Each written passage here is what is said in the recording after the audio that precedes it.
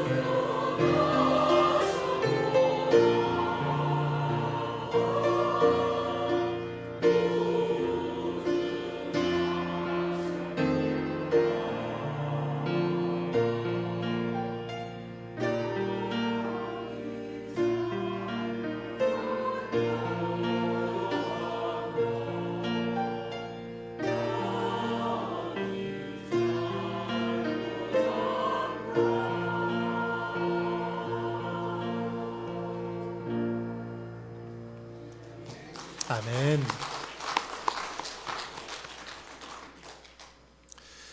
그림을 한 장 보도록 하겠습니다.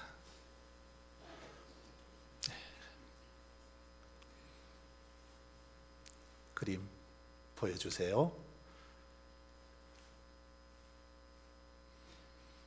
자, 그림이 잘 보이는지 모르겠습니다만은 이 그림은 러시아의 데모노 톨스토이가 칭찬을 했던 그런 그림입니다. 아름답고 진실한 미술 작품이다, 이렇게 칭찬했던 영국의 월터 랭글리의 작품인데, 슬픔은 끝이 없고 라는 그런 제목의 작품입니다.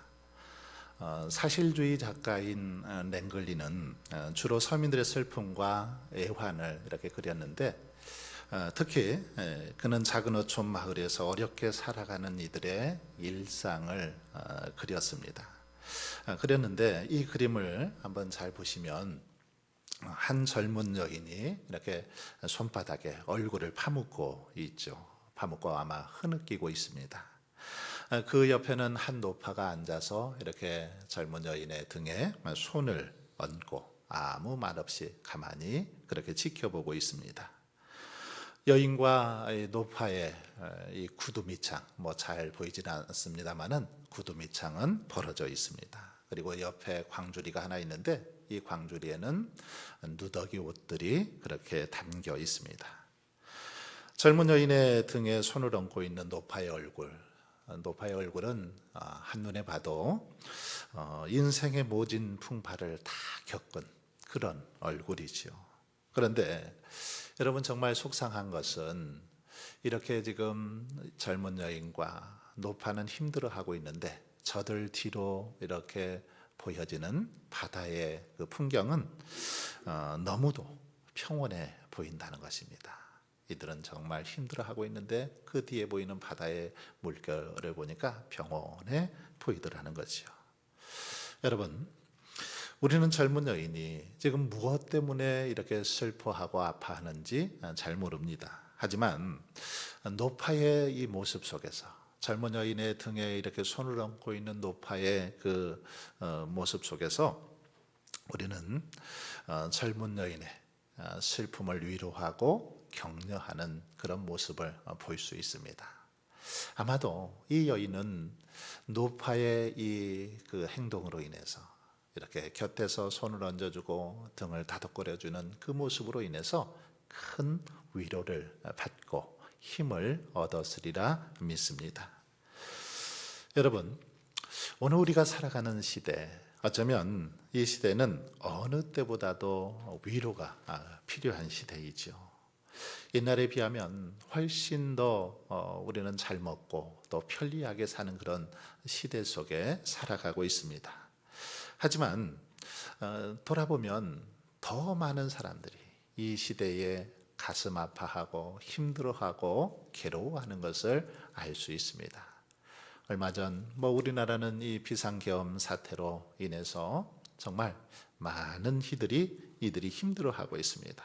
나라는 실시간에 혼란에 빠지게 되고 경제, 외교, 국방 여러 부분에서 갈피를 못 잡고 또 국가 신뢰도는 곤두박질 치고 있는 걸 볼 수 있습니다. 매일 들려오는 사건 사고들을 보면 정말 우리의 가슴을 답답하게 합니다. 괴롭게 하죠. 이런 시대에 우리에게 가장 필요한 건 뭘까요? 따뜻한 위로의 말 한마디 아닐까요? 따뜻한 위로, 격려가 필요한 그런 시대를 우리가 살고 있다라는 것입니다. 그런데 여러분, 이런 아픔과 슬픔은 오늘 본문 속에 등장하는 바울도 겪고 있는 것을 볼 수 있습니다. 바울은 지칠 대로 지친 상태로 고린도에 도착을 하게 됩니다. 고린도는 바울이 복음을 전했던 곳 중에서 가장 영적으로 타락하고 거친 그런 동네 가운데 하나가 고린도입니다. 바울이 선교했던 지역 중에 가장 어쩌면 영적으로 정말 타락한 그런 도시이지요.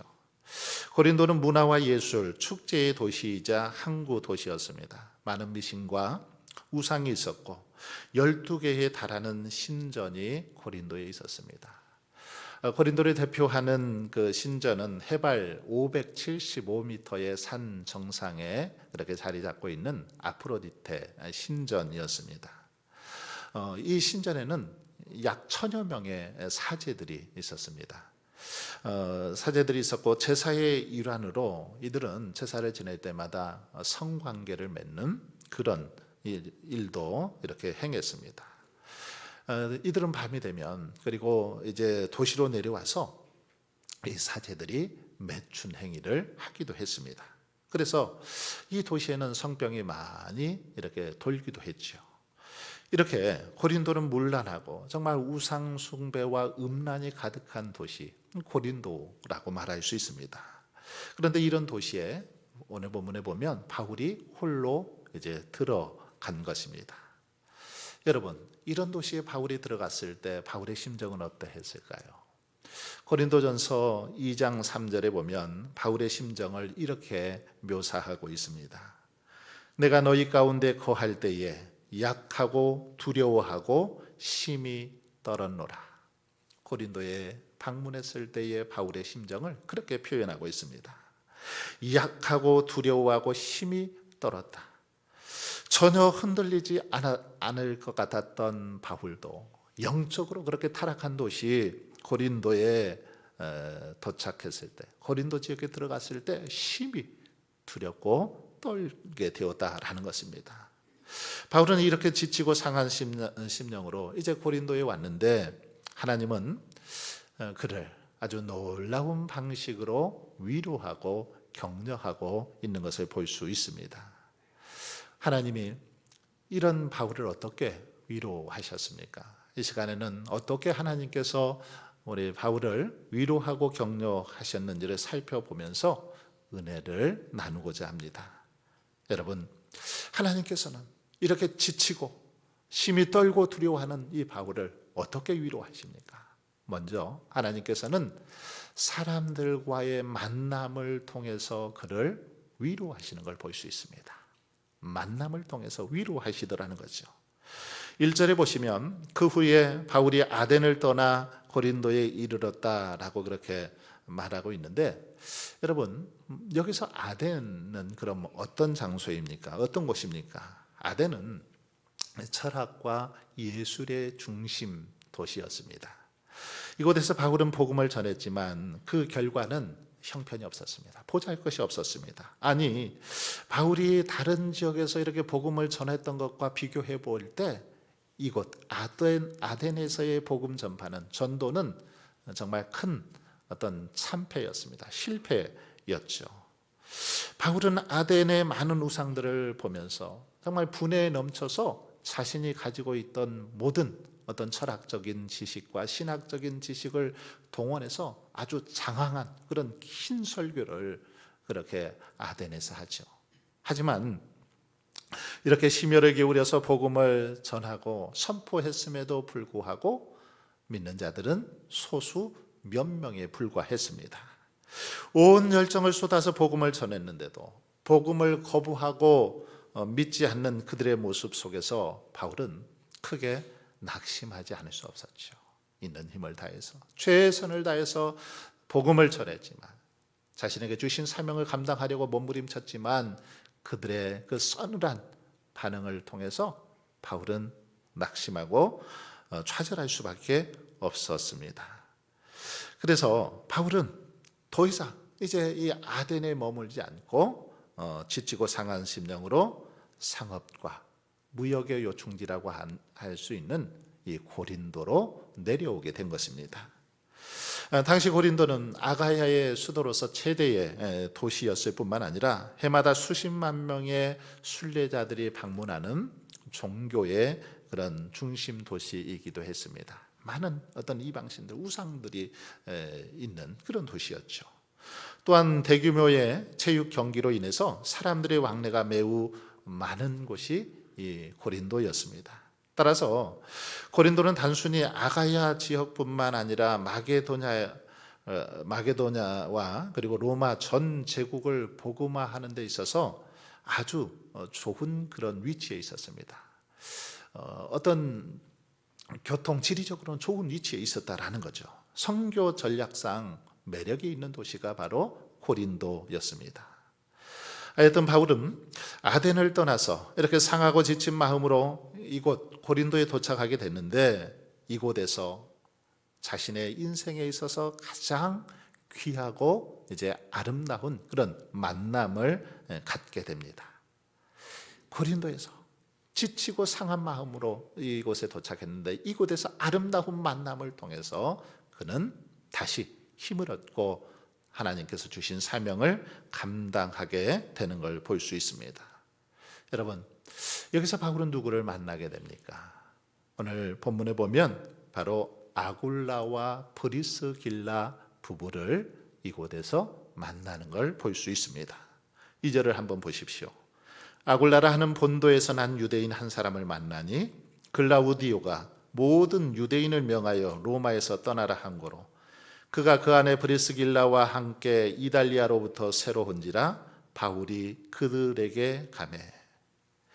여기 말씀을 보면 아굴라와 브리스길라 부부를 소개하고 있는데, 이들은 이 본도라는 지역에서 글라우디오 이 황제의 박해를 피해서 로마에서 고린도로 온 사람들입니다.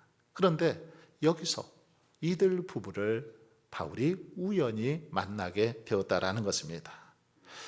여러분, 갑작스럽게 아덴을 떠나서 고린도에 도착한 바울에게 있어서 가장 시급한 문제가 있다면 그건 뭘까요?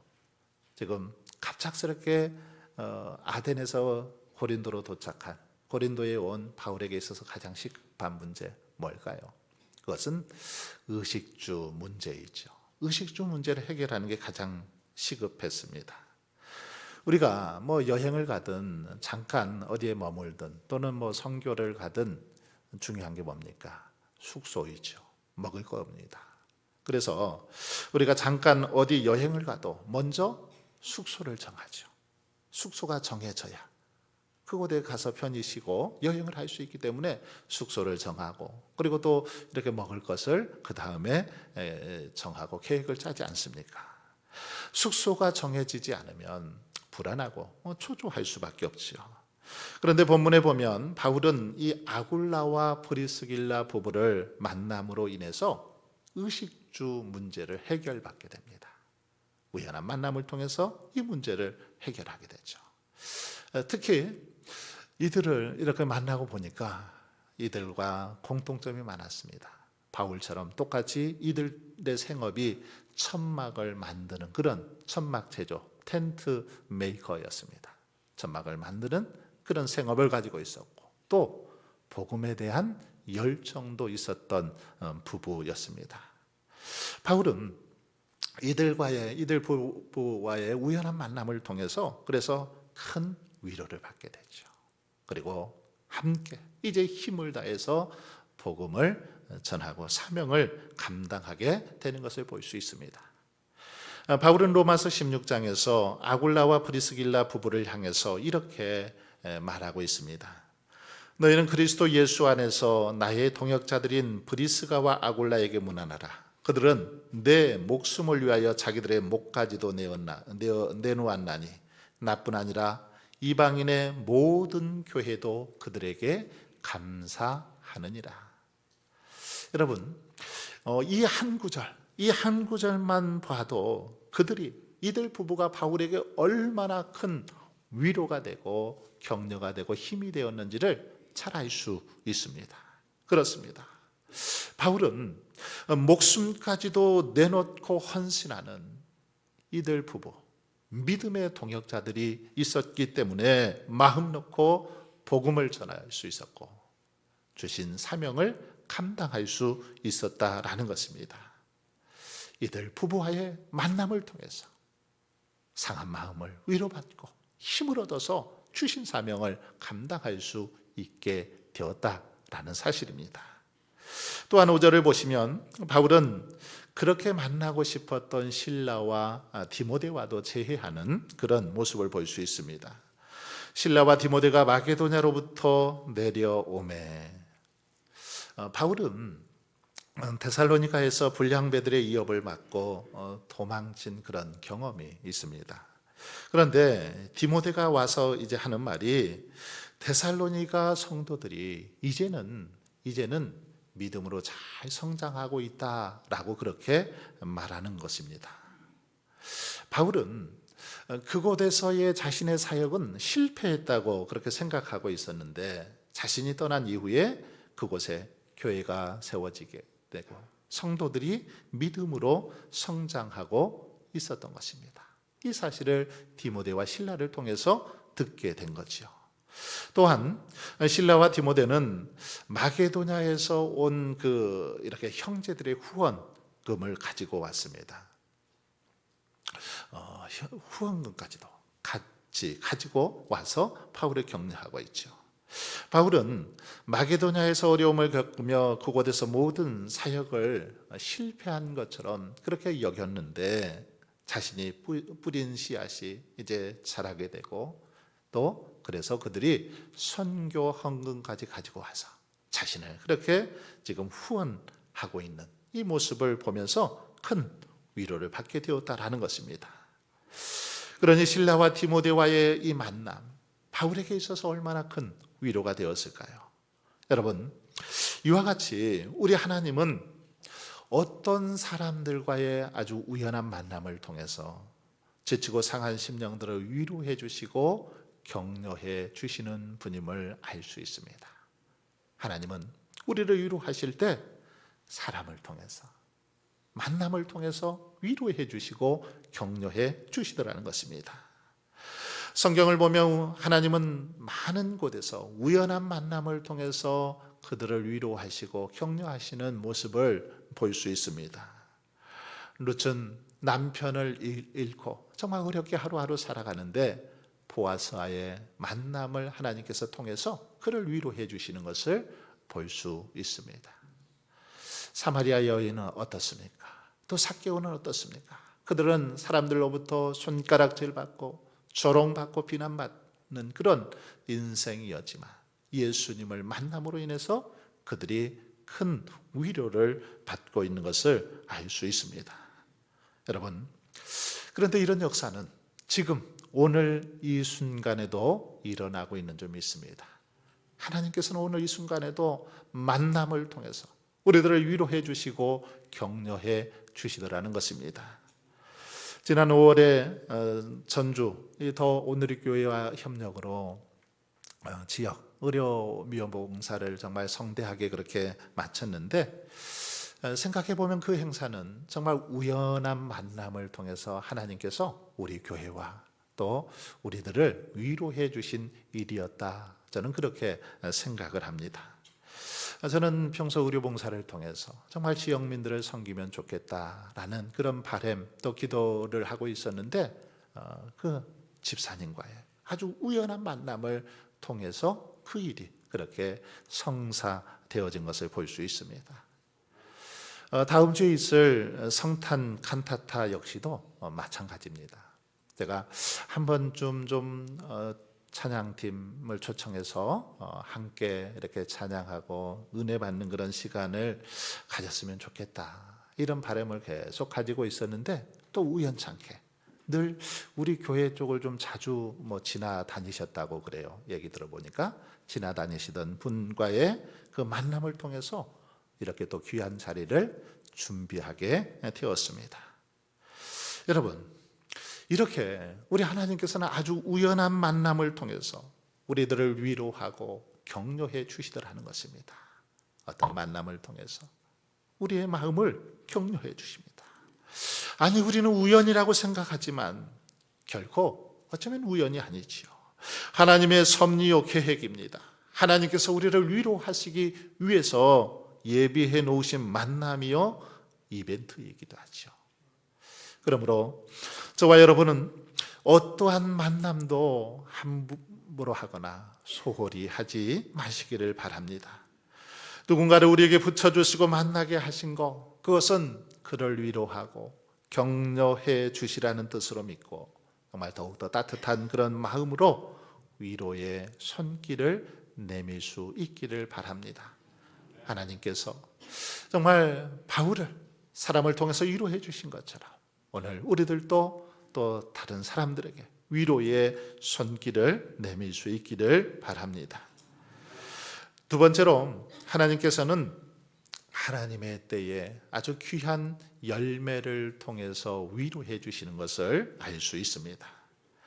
바울은 동료들과 함께 다시 힘을 내어서 복음을 전합니다. 하지만 상황은 여전히 변한 것이 없습니다. 바울이 회당에서 복음을 전하는데 사람들이 복음을 받아들이질 않습니다. 복음을 좀 잘 받아들이면 좋을 텐데 받아들이지 않는 겁니다. 그래서 바울은 자신의 이 옷을 털어버리죠. 옷을 털어버리고 이방인에게 복음을 전하고자 거처를 옮깁니다. 바울이 옮긴 거처가 어디입니까? 디도 유수도라 하는 하나님을 경외하는 경건한 헬라인의 집이었습니다. 그런데 이 유수도의 집 옆에는 디도 유수도의 집은 회당 옆에 자리하고 있었습니다. 그러다 보니까 어떨까요? 자주 회당의 회당장을 만나게 되죠. 회당장을 만나서 이제 복음을 전하는데 회당장 그리스보가 예수를 믿는 아주 놀라운 일이 벌어졌습니다. 8절을 한번 보십시오. 또 회당장 그리스보가 온 지방과 더불어 주를 믿으며 수많은 고린도 사람도 듣고 믿어 세례를 받더라. 때가 되니까, 이 하나님의 때가 되니까 회당장이 믿는 역사가 나타납니다. 회당장이 믿고 수많은 고린도 사람도 믿어서 세례를 받는 일이 벌어지게 되었다라는 거죠. 성경을 보면 그리스보가 예수를 믿어 이제 회당장직을 내려놓게 되자 그의 후임으로 이 소스데네가 임명되었습니다. 그런데 이 후임 회당장 소스데네 역시도 예수님을 믿게 됩니다. 그리고 이제 후임 회당장 소스데네는 바울의 이 선교 여행에 동참하는 또 귀한 그런 일꾼이 된 것을 알 수 있습니다. 고린도전서 1장 1절에 보면 하나님의 뜻을 따라 그리스도 예수의 사도로 부르심을 받은 바울과 형제 소스데네는 이렇게 기록을 하고 있습니다. 소스데네, 이 소스데네는 이제 바울의 사역에 동참하는 그런 믿음의 동역자가 되었다라는 거죠. 그래서 이 소스데네는 바울과 아볼로 그리고 실라에 이어서 고린도 교회의 4대 담임 목사가 되는 것을 볼 수 있습니다. 아무런 사역의 열매가 없었던 이 고린도 지역에서 회당장이 예수님을 믿고 회심하게 되는 놀라운 역사를 경험하게 된 것입니다. 이 일을 통해서 하나님은 바울을 위로하고 있습니다. 귀한 열매, 이 회당장 그리스도, 그리고 그를 통해서 많은 사람들이 예수 그리스도를 믿음으로 바울의 사역을 격려하고 위로하고 있다라는 것입니다. 여러분, 우리의 눈에 보이지 않는다고 해서 하나님의 일하심이 없는 건 결코 아닙니다. 때가 되면 하나님께서 일하시고 귀한 열매를 맺게 하여 주실 줄 믿습니다. 바울은 하나님의 일하심과 열매를 보았기 때문에 이제 큰 위로를 받고 어쩌면 하루라도 빨리 떠나고 싶었던 고린도 지역에서 오히려 가장 오랜 시간 머물면서 사명을 감당하고 있는 것을 볼 수 있습니다. 11절을 한번 보십시오. 1년 6개월을 머물며 그들 가운데서 하나님의 말씀을 가르치니라. 바울은 어쩌면 이 고린도 도시 생각만 해도 끔찍하고 속히 떠나고 싶은 그 지역이었지만 이곳에 하나님의 위로하심이 있을 때에 하나님의 위로로 새 힘을 얻고 제일 오랜 기간 동안 무려 1년 6개월 동안 머물면서 선교를 하고 전도하는 그런 역사가 일어났던 것입니다. 여러분, 혹시 지금 여러분은 믿음의 길을 걷다가 지쳐 있지는 않습니까? 이제 다 그냥 그만 내려놓고 싶다, 그렇게 생각하고 있지는 않습니까? 그렇다면 바로 이 자리가 하나님의 은혜를 구하는 자리요, 또 하나님의 위로가 필요한 자리입니다. 바라기는 하나님의 위로와 다시 새롭게 하시는 이 손길을 이 시간에 이 자리에서 경험할 수 있기를 바랍니다. 그래서 정말 지치고 상한 심령을 다시금 무장해서 힘있게 주의 복음을 전하는 우리의 삶이 되기를 원합니다. 이제 본문 말씀 9절로 10절을 보시면 그동안은 하나님께서 우연한 만남과 그리고 열매를 통해서 바울을 위로하셨다면 9절과 10절 말씀은 이제 주님의 직접적인 위로와 격려의 말씀을 통해서 그렇게 바울을 위로하고 있는 걸 볼 수 있습니다. 주님께서는 환상 중에 바울에게 나타나시죠. 나타나셔서 뭐라고 말씀하십니까? 두려워하지 말며 침묵하지 말고 말하라. 내가 너와 함께 있음에 어떤 사람도 너를 대적하여 해롭게 할 자가 없을 것이니 이는 이 성중에 내 백성이 많음이라. 직접 환상 중에 나타나셔서 바울을 위로하고 격려하였습니다. 바울은 당시 유대인의 박해와 비방으로 인해서 매우 괴로워했습니다. 당장이라도 고린도를 떠나고 싶었죠. 사실 회당장 그리스보의 이 회심은 많은 유대인들에게 어떤 유대인들의 개종에 영향을 미치기는 했지만 바울의 입장에서 보면 굉장히 바울은 좀 불안할 수 있었습니다. 유대인 회당장이 그 개종을 했기 때문에 다른 유대인들은 어떻게든지 바울을 잡아서 죽이려고 보복하려고 그렇게 위협하는 그런 상황에 처했기 때문이죠. 그런데 바로 이러한 순간에 하나님께서 바울에게 나타나신 것입니다. 그리고는 하시는 말씀이 당신이 여전히 바울과 함께 하시겠다고 약속하셨습니다. 그러니 두려워하지 말고 침묵하지 말고 입을 열어서 끝까지 복음을 전하라고 그렇게 권면하고 있는 것입니다. 그렇습니다. 우리 하나님은 항상 우리 곁에 계시고 우리를 떠나지 않으십니다. 믿었던 사람들은 때로는 우리를 비난하고 조롱하며 우리 곁을 떠난다 할지라도 하나님은 우리를 결코 떠나지 않으시더라는 겁니다. 오히려 우리가 실패 가운데 있을 때 더 적극적으로 다가오시고 찾아오시고 격려해 주시고 위로해 주시는 것을 볼 수 있습니다. 조금도 변함없는 기대와 신뢰와 지원을 아끼지 않고 우리를 찾아오셔서 위로해 주시는 분, 바로 우리 하나님이십니다. 여러분, 주님이 하늘로 승천하시면서 마지막으로 우리에게 약속하신 말씀이 무엇입니까? 내가 세상 끝날까지 너희와 항상 함께 있으리라. 이 말씀 아닙니까? 이 말씀처럼 우리 주님은 언제나 우리와 함께 하시는 줄 믿습니다. 세상 끝날까지, 지구 끝에까지라도 하나님은 늘 우리와 함께 하십니다. 사랑하는 성도 여러분, 정말 이 말씀보다 더 큰 위로와 격려가 어디 있습니까? 전능하신 하나님, 만왕의 왕이신 하나님께서 오늘 우리와 세상 끝까지, 지구 끝까지라도 함께 하시겠다라고 그렇게 말씀하시는데, 여러분 무엇이 두렵고 무엇이 겁납니까? 그러므로 저와 여러분은 더 이상 염려하지 마십시오. 두려워하지 마십시오. 위로의 하나님을 바라보고 정말 그 손 굳게 이제 붙잡고, 하나님의 손 굳게 붙잡고 담대하게 나아갈 수 있기를 바랍니다. 그래서 날마다 믿음으로 승리하는 저와 여러분 모두가 되실 수 있기를 주님의 이름으로 축원합니다.